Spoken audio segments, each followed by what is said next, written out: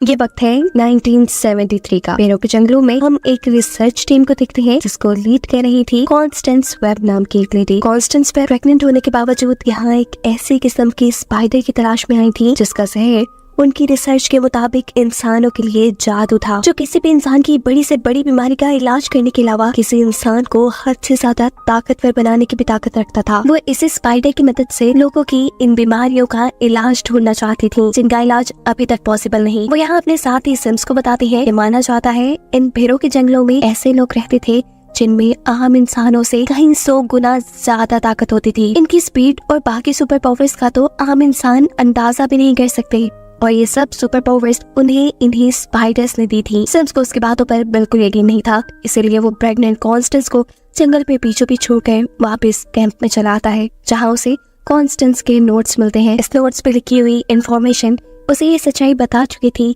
कि कॉन्स्टेंस बिल्कुल सच बोल रही थी। वो कॉन्स्टेंस के सभी नोट्स की पिक्चर्स बना लेता है, और इससे पहले कि अब वो कॉन्स्टेंस के पीछे जाता, बहुत ही खुशी से चिल्लाती हुई कॉन्स्टेंस यहाँ आती है क्योंकि उसकी तलाश खत्म हो गई थी। उसे वो स्पाइडर मिल चुका था जिसका जहर किसी का भी इलाज कर सकता था। उसकी खुशी देखने वाली थी। वो एक्साइटेड होकर अपने टीम मेंबर्स को वो स्पाइडर दिखा रही थी कि तभी पीछे से सिम्स अपने ये टीम के 2 मेंबर्स को गोलियां मार के खत्म कर देता है। कॉन्स्टेंस को समझ नहीं आ रहा था कि सिम्स ने ऐसा क्यों किया। तभी सिम्स उसके सामने आता है और कहता है, ये जार शराफत से मेरा वाला कर दो, ये स्पाइडर सिर्फ मेरी है और इसका इस्तेमाल सिर्फ मैं ही करूंगा। वो लगातार कॉन्स्टेंस से स्पाइडर वाला जार छीनने की कोशिश में था। इस सारी लड़ाई में सिम्स के हाथ में मौजूद गन चल जाती है जिससे कॉन्स्टेंस अब जख्मी हो चुकी थी। ये सेल्फिश इंसान सिम्स ये भी ख्याल नहीं करता कि कॉन्स्टेंस जख्मी है और प्रेग्नेंट है। वो बस उसके हाथ से स्पाइडर वाला जार लेता है और उसे मरने के लिए यही अकेला छोड़कर वापस चला जाता है। कॉन्स्टेंस बिल्कुल मरने वाली थी और इस टाइम कॉन्स्टेंस की जान बचाने के लिए एंट्री करते हैं उसी ट्राइब के लोग जिसकी कहानी कॉन्स्टेंस सिम्स को सुना रही थी। कॉन्स्टेंस को उठाकर वो एक गार में बने तालाब में ले जा चुके थे। यहाँ वो एक स्पाइडर को उसे कटवा कर उसका इलाज करना चाहते थे, लेकिन कॉन्स्टेंस की हालत बिगड़ती जा रही थी क्योंकि अब वो वक्त भी आ गया था जब वो अपने बच्चे को जन्म देती। कॉन्स्टेंस के पास इस टाइम एक बेटी पैदा होती है जिसका नाम वो लोग केसी रखते हैं। केसी के पैदा होने के बाद कॉन्स्टेंस की हालत और भी बिगड़ चुकी थी। इस टाइम पर उस ट्राइब का लीडर जो अभी कॉन्स्टेंस का इलाज कर रहा है, वो उससे वादा लेता है कि जब ये लड़की अपने सवालों के साथ यहाँ वापस आएगी तब तक मैं इसका इंतजार करूंगा। सीन्स अब यहीं से कट हो जाते हैं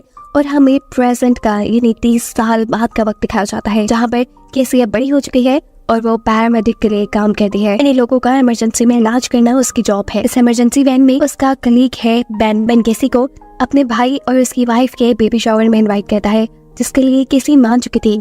ड्यूटी ऑफ होने पर केसी अपने घर आती है और हर रोज की तरह अपने बेड के नीचे से अपनी मॉम का सूटकेस निकालकर उनकी चीजें देखना शुरू कर देती है, उनकी रिसर्च नोट्स वगैरह। अभी वो ये सब देख रही थी कि तभी उसे बेन की इमरजेंसी कॉल आ जाती है। शहर में ब्रिज के पास एक बहुत बुरा एक्सीडेंट हुआ था। एक गाड़ी पुल से आधी नीचे लटकी हुई थी जिसमें एक आदमी फंस चुका था। केसी उस गाड़ी के अंदर जाकर बेन की मदद से उस आदमी की तो जान बचा लेती है, लेकिन बदकिस्मती से वो खुद इसी गाड़ी में लॉक हो चुकी थी और गाड़ी के डिसबैलेंस होते ही वो पानी में गिर जाती है। पानी के अंदर जाते ही उसकी आंखें खुली थी। उसे पहले ही मर्तबा अपने इर्द गिर्द इतने सारे चमकते हुए वेब्स देखे थे। ये वेब ऑफ लाइफ थे। ये वेब ऑफ लाइफ यहाँ केसी को उसका फ्यूचर दिखाते हैं। उसके अगले लम्हे में क्या होने वाला था केसी यहाँ देख चुकी थी। इससे पहले कि वो कुछ रिएक्ट करती, यहाँ अचानक उसकी आंख खुलती है और वो देखती है कि वो पानी से बाहर आ चुके हैं। उसे रेस्क्यू करने वाला बेन था जो उसे बता रहा था कि तुम 3 मिनट तक पानी में रही हो केसी। अब वो किसी को चेक करता है और देखता है कि अचानक से केसी का ऑक्सीजन लेवल 79 से बढ़कर 89 पे चला गया है। यही चीज एक और मर्तबा रिपीट होती है और केसी बेन से पूछती है, अभी तो तुमने मेरा ऑक्सीजन लेवल चेक किया था। लेकिन बेन ये सब पहली मर्तबा कर रहा था और उससे पहले जो ये सब हुआ वो केसी ने अपने माइंड में देख लिया था।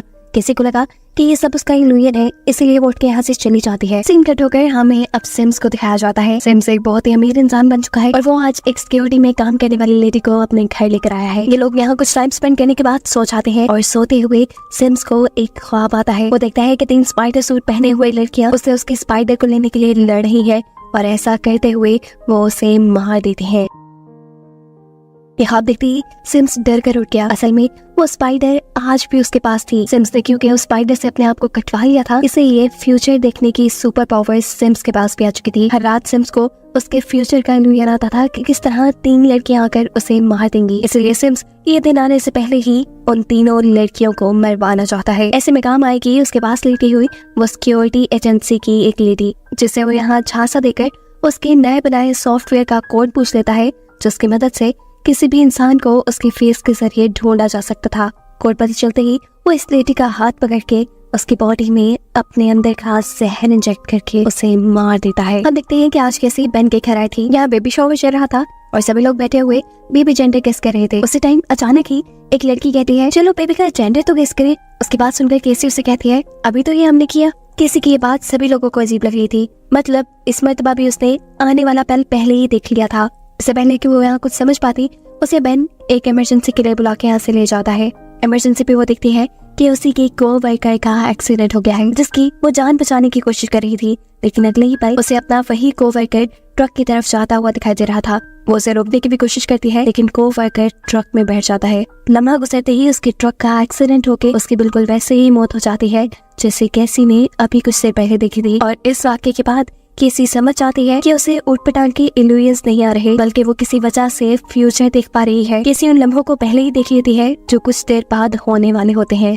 सीन के टॉक एसेंस को दिखाया जाता है जो सिक्योरिटी सॉफ्टवेयर को अपनी हैकर के जरिए हैक करवा चुका था। इसी सिक्योरिटी सॉफ्टवेयर की मदद से उसे न्यूयॉर्क के हर सिक्योरिटी कैमरे का एक्सेस मिल जाता है और अपनी इन्हीं हैकर के जरिए वो इन तीनों लड़कियों की तस्वीर भी बनवा लेता है जो रोज उसके ख्वाब में आती थी। इन लड़कियों की एज देखते हुए सिम्स ये बात समझ चुका था कि अभी ये लड़कियां यंग हैं, इन्हें इनकी बॉयफ्रेंड नहीं मिली। सिम्स का ख्याल था कि इन्हें छोटी उम्र में ही पावर्स मिलने से पहले ही मार दिया जाए ताकि पावर्स मिलने के बाद उसके लिए काम मुश्किल ना बन जाए। यहाँ अपने लिए की मौत पे परेशान केसी अपने घर पर थी।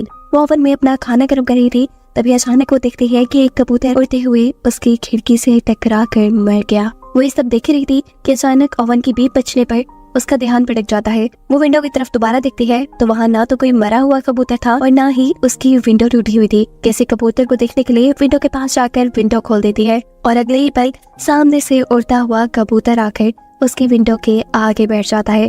केसी की विंडो खोलने की वजह से वो कबूतर मरने से बच गया था और इस वाक्य से केसी को ये बात समझ आ गई थी कि वो जो फ्यूचर देखती है वो उसे बदल भी सकती है। उसे अब ये रिग्रेट होने लगा था कि वो अपनी क्लेग की मौत को रोक भी सकती थी, लेकिन वो ऐसा नहीं कर पाई। वो ये सारी चीजें बेन से शेयर करना चाहती थी, इसलिए वो घर से निकलकर मेट्रो स्टेशन आ जाती है जहां हम दिख रहे हैं कि सिम्स पहले से ही मौजूद है क्योंकि सिम्स को उसकी हैकर ने बताया है कि वो तीनों लड़कियां जिसे सिम्स मारना चाहता है वो इस टाइम मेट्रो स्टेशन में है। यहाँ किसी भी जो इन तीनों लड़कियों की ट्रेन में बैठी हुई थी वो इन तीनों लड़कियों का चेहरा देखते ही उनकी मौत देख लेती है। जो आदमी केसी के ख्याल में इन तीनों लड़कियों को मार रहा था यानी सिम्स, उसे वो अब सामने वाले अपार्टमेंट से ट्रेन के इस अपार्टमेंट में आता हुआ भी देख लेती है। वो इन तीनों लड़कियों को जल्दी से यहाँ से उठाती है और ट्रेन से बाहर निकाल लेती है। बाहर निकलते ही लड़कियां तो उसकी बात समझ ही नहीं पा रही थी। वो ट्रेन के अंदर सिम्स को देखती है जो इन तीनों लड़कियों के ऊपर नजर रखे हुए था।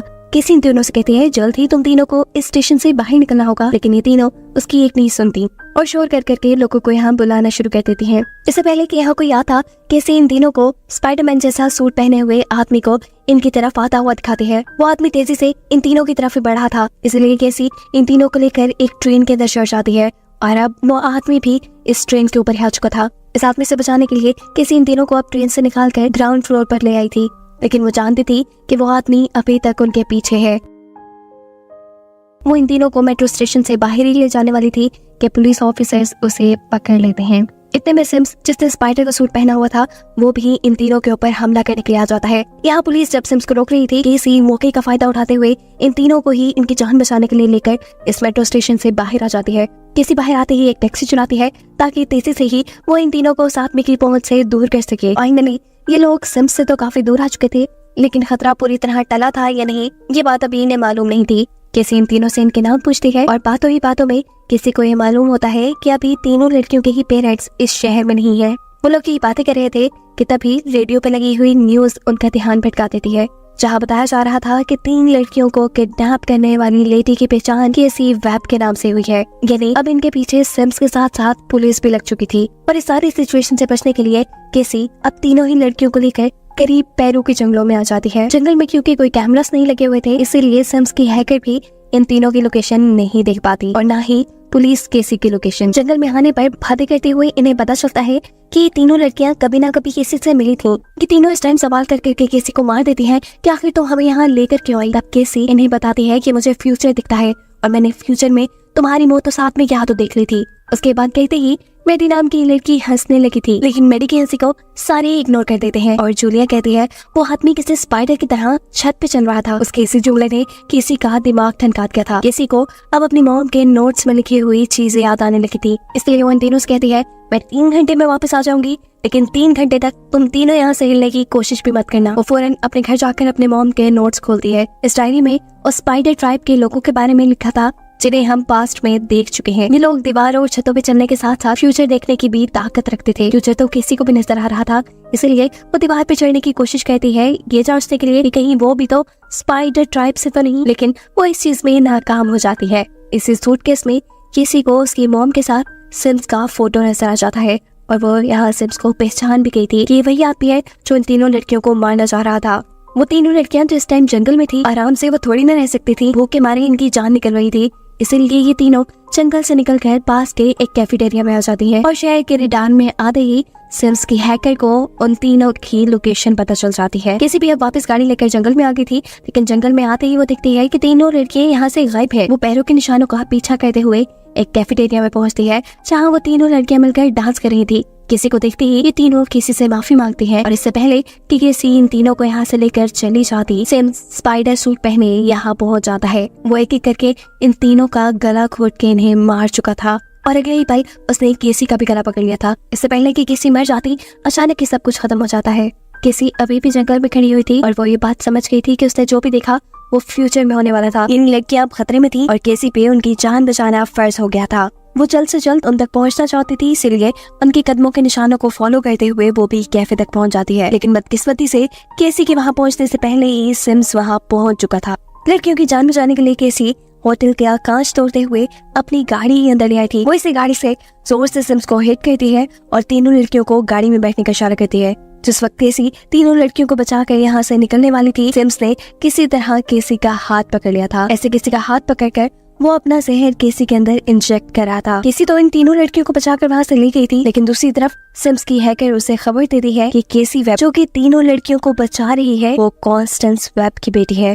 और ये सुनते ही उसका दिमाग हिल चुका था। किसी तीनों लड़कियों को फिलहाल के लिए तो एक होटल में आई थी, लेकिन तीनों ही लड़कियों के पेरेंट्स नहीं थे। वो इतनी बड़ी जिम्मेदारी खुद भी नहीं ले सकती थी, इसलिए वो तीनों लड़कियों को पुलिस स्टेशन छोड़ने का फैसला करती है। लेकिन इसमें भी एक प्रॉब्लम था। आनिया इलीगली न्यूयॉर्क में रह रही थी। उसके डैड को यहाँ की गवर्नमेंट पहले ही डिपोर्ट कर चुकी थी और अगर पुलिस को पता चला कि आनिया यहाँ है तो आनिया को भी डिपोर्ट कर दिया जाएगा। मजबूरन केसी उन्हें इस होटल में रुकने की ही इजाजत दे देती है और खुद इन तीनों के सो जाने के बाद जाती है उसी कैफे में जहाँ सिम्स ने उस पर हमला किया था। उसके यहाँ आते ही लोकेशन ट्रेस करते हुए सिम्स भी यहाँ जाता है। सिम्स केसी को अपने बारे में बताता है और कहता है कि मेरा नाम सिम्स है। मैं उन तीनों लड़कियों को इसलिए मारना चाहता हूँ क्योंकि आने वाले वक्त में उन लड़कियों के पास सुपर पावर्स होंगी और सुपर पावर्स मिलते ही वो मुझे मार देंगी। मैं बस अपनी जान बचाने के लिए उनके पास सुपर पावर्स आने से पहले उन्हें मार देना चाहता हूँ। ये लफ्ज़ सुनते ही अचानक किसी की आंख खुल जाती है और हमें पता चलता है कि इस मरतबा भी ये सब कुछ केसी अपने ख्वाब में दिख रही थी। वो किसी होटल में नहीं गई थी, वो बल्कि इन तीनों लड़कियों के साथ यही बेड पे सोई हुई थी। सुबह होने पर केसी अब इन्हें सिम्स के बारे में बताती है कि आखिर क्यों वो इन तीनों के पीछे पड़ा था। केसी कहती है कि तुम तीनों को बहुत बचकर एक साथ रहना होगा। तुम तीनों जब तक एक साथ रहोगी तब तक बची रहोगी।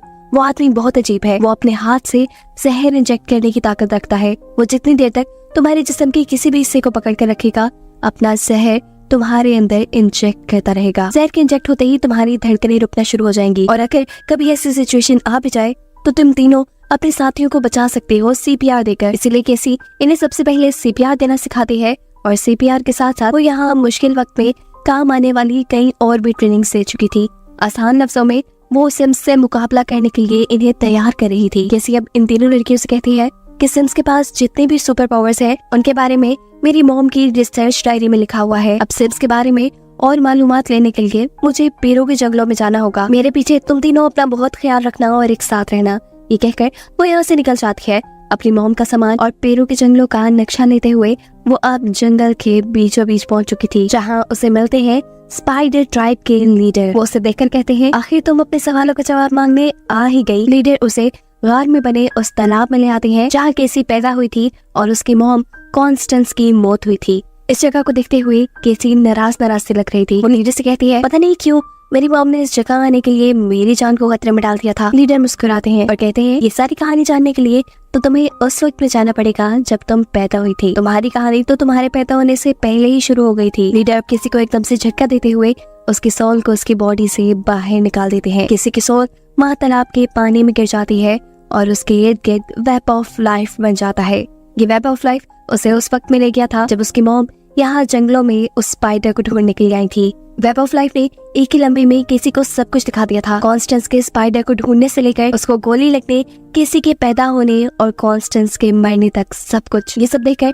केसी अभी अपनी कहानी नहीं समझ पाई थी, इसीलिए वेब ऑफ लाइफ उसे वक्त में थोड़ा और पीछे लेकर जाता है जब केसी की मॉम यानी कॉन्स्टेंस डॉक्टर से मिलने आई है। यहाँ डॉक्टर केसी की मॉम को बता रही थी कि केसी के पैदा होने से पहले ही उसे एक ऐसी बीमारी थी जिसका इस दुनिया में इलाज मुमकिन ही नहीं था। ऐसा भी हो सकता था कि केसी पैदा होते ही मर जाती और ज्यादा से ज्यादा लाइफ केसी की सिर्फ 6 माह तक की थी। इस खबर ने कॉन्स्टेंस को यानी केसी की मॉम को बहुत ही ज्यादा डिस्टर्ब कर दिया था और ये सच्चाई सुनने के बाद केसी रोने लग जाती है क्योंकि उसे समझ आ गया था कि आखिर क्यों उसकी मॉम उसके पैदा होने से ठीक पहले उन जंगलों में गई थी अपनी जान को खतरे में डालकर। आज से पहले तक वो कॉन्स्टेंस से यानी अपनी मॉम से बदगुमान रही कि उन्होंने अपने पैशन के लिए किसी को खतरे में डाल दिया, लेकिन ऐसा नहीं था। ये सोचते हुए ही अचानक उसकी सोल उसकी बॉडी में वापस आ जाती है। वो अभी तक शौक में थी कि आखिर ये सब लीडर ने कैसे कर दिया। वो इससे सवाल भी कर लेती है, लेकिन लीडर बताते हैं कि ये सब मैंने नहीं बल्कि तुम्हारी पावर्स ने किया है, वो पावर्स जिनका तुम्हें अब अंदाजा होने लगा है। जवाब में किसी कहती है मेरे पास तो सिर्फ फ्यूचर देखने की सुपर पावर है। लीडर बताते हैं नहीं, फ्यूचर देखना तो तुम्हारी सुपर पावर्स की शुरुआत है। तुम बहुत कुछ कर सकती हो। वेब ऑफ लाइफ के जरिए तुम एक टाइम में 3 जगह होकर 3 लोगों की एक साथ जान बचा सकती हो। सिर्फ यही नहीं, तुम्हारे पास फ्यूचर बदलने की भी ताकत है और ये पावर हर किसी को नहीं मिलती। लीडर बताते हैं तुम्हारी ये सभी सुपर पावर्स सब सामने आएंगी जब तुम किसी मुश्किल हालात का सामना करोगी। सीन्स कट होकर शहर में शिफ्ट होते हैं जहाँ सिम्स अभी तक उन लड़कियों के बारे में कुछ भी ना पता चल पाने पर बहुत ही ज्यादा गुस्से में है। पता चला है कि जाने से पहले केसी उन 3 लड़कियों को बेन के घर छोड़ गई थी। तीनों अभी तक केसी की बात मानते हुए बेन के घर से बाहर नहीं निकली थी, लेकिन आज बेन के ब्रदर की वाइफ के पास एक बेबी पैदा होने वाला था। उसकी हालत बहुत ज्यादा खराब हो रही थी। इंतजार करने का उनके पास वक्त नहीं था, इसलिए तीनों खुद उस औरत को लेकर हॉस्पिटल के लिए निकल जाती हैं और कैमरास के सामने आते ही उनकी लोकेशन का पता चल जाता है सिम्स को। अब केसी जो इस टाइम बेन के घर आई थी 3 लड़कियों को लेने के लिए, उसे यहाँ बेन के घर पे कोई नहीं मिलता, इसलिए वो पास में जाकर देखती है कि 3 लड़कियां तो बेन की सिस्टर इन लॉ को लेकर हॉस्पिटल गई हैं, जहाँ रास्ते में ही सिम्स उनके ऊपर हमला कर चुका था। उन तीनों की जान बचाने के लिए केसी यहाँ से एक एम्बुलेंस चुरा कर भागती है, जबकि दूसरी तरफ हम देखते हैं कि सिम्स की हैकर ने उस रोड के सारे सिग्नल्स ग्रीन कर दिए थे जिस रोड पे वो 3 लड़कियां थी।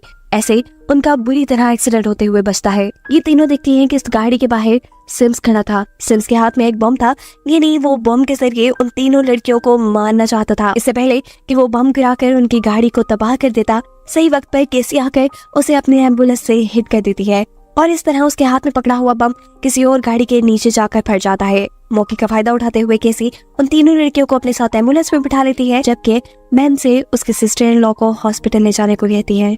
सिम्स ये चीज देख चुका था कि वो 3 लड़कियां एम्बुलेंस में भाग रही है, इसीलिए वो एम्बुलेंस के ऊपर चढ़ जाता है। ये देखते हुए केसी पीछे आने से कहती है कि वहाँ इलेक्ट्रिक इम्पल्स मशीन होगी, उसे उठाकर छत पे लगा दो। उसके ऐसा करने से ऊपर खड़े हुए सिम्स को बुरी तरह करंट लगता है और वो उनकी एम्बुलेंस से नीचे गिर जाता है। किसी एम्बुलेंस को लेकर आगे चली जाती है, लेकिन एक अंडरपास के नीचे उनकी एम्बुलेंस रुक चुकी थी और अब अगले 5 मिनट में क्या क्या होने वाला था ये सब केसी अपने फ्यूचर देखने वाली सुपर पावर से पता चला लेती है। उसे लीडर की बातें याद आती है कि वो फ्यूचर भी बदल सकती है। यही सोचते हुए वो एम्बुलेंस का रेडियो यूज करती है और मेडिकल इमरजेंसी का बहाना कहते हुए यही करीब एक बिल्डिंग के पास एक हेलीकॉप्टर बुलाती है। इस टाइम ये लोग फायर क्रैकर्स बनाने वाली एक फैक्ट्री के पास थे। केसी इन तीनों को लेकर उस फैक्ट्री के अंदर आ जाती है और यहाँ ये लोग सिम्स के लिए जाल बिछाना शुरू करते हैं। सिम्स जैसे ही उनके पीछे इस फैक्ट्री के अंदर आता है, उनके बिछाए फायर क्रैकर्स के जाल में फंस जाता है। एक के बाद एक वहाँ बहुत से फायर क्रैकर्स फटते हैं जो सिम्स का ध्यान अपनी तरफ लगा चुके थे।